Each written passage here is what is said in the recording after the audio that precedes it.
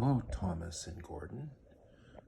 Papa's going to read a book here, and I'm just going to read a part of the book. They're called 5-Minute Amazing Animal Stories by Sarah Howden, illustrated by Iris Tien. And we have remembered this book, so let's see if we can see some that we like. Let's look at the Seeing Eye Cat. Turfle was a brown Labrador retriever, and he was getting old.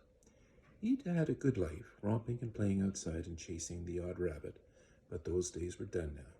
He was going blind. There he is, chasing the odd rabbit. Turfle had cataracts, a film that developed over his eyes, a bit like clouds across the sun.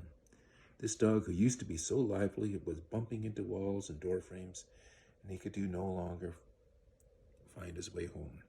So Turfle made a decision. He would stay inside and stick close to his bed. That would be safe. Lonely, but safe. Turfle listened as the cats in the house chased each other, and he smelled the delicious scents they carried in on their fur after wandering in the garden. He missed his old life. One afternoon, he'd smelled something different. Someone different. It was a new cat.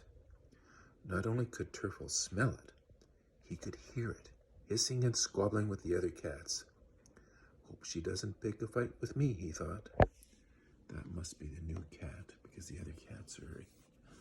And this cat looks pretty excited. Just then he heard a click, click of claws on the floor. The new cat was coming his way.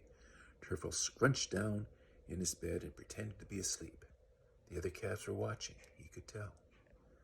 The new cat stopped just beside Turfle and leaned toward him. Turfle could feel her breath on his nose. Then she gave him a lick, and she started washing his face.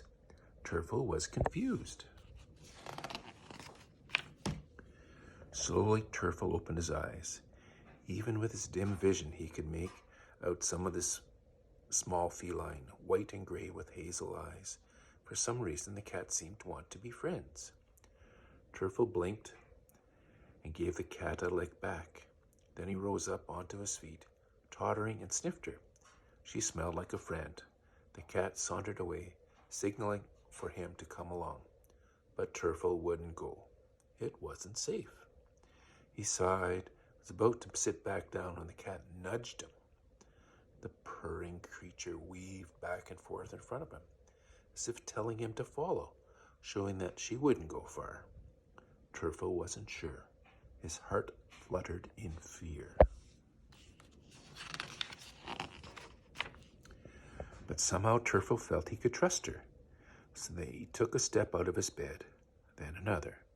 The cat stayed close, advancing a tiny bit at a time, looking back with each new step. Slowly, very slowly, they moved across the room. The other cats were astonished. Here was this scrapper of a cat being kind and gentle with, of all creatures, a dog. It didn't make sense. When the pair got to the door, the cat pushed it open and held it for Turfle. He could see by the splash of light what the cat was doing. Turfle could tell she wanted to come outside. Cautiously, Turfle moved forward. Then he hesitated. What would Turfle do if the cat left him alone out there? He would have to get back on his own, smacking his nose into every obstacle along the way. He could almost feel the bumps and bruises now. Ouch! But here was the cat, purring softly beside him, wanting to help. Wasn't life all about making new friends and snuffling along outside with his nose to the earth? So Turfle went through the door, quick as a flash. The cat was right up in front of him, showing him where to walk. They took each step together. The cat pressed to his side. "You've let him outside, have you?" came their owner's voice. "Well, aren't you a good put-a-tat?"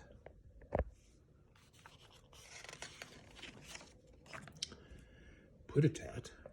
The name stuck, and so did he. The little cat found her family, and Turfle found a friend. Turfle couldn't believe his luck.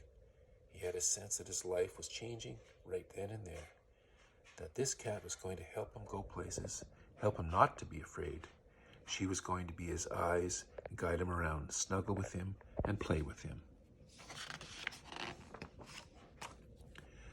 Turfel found a spot in the garden and started digging with all his might.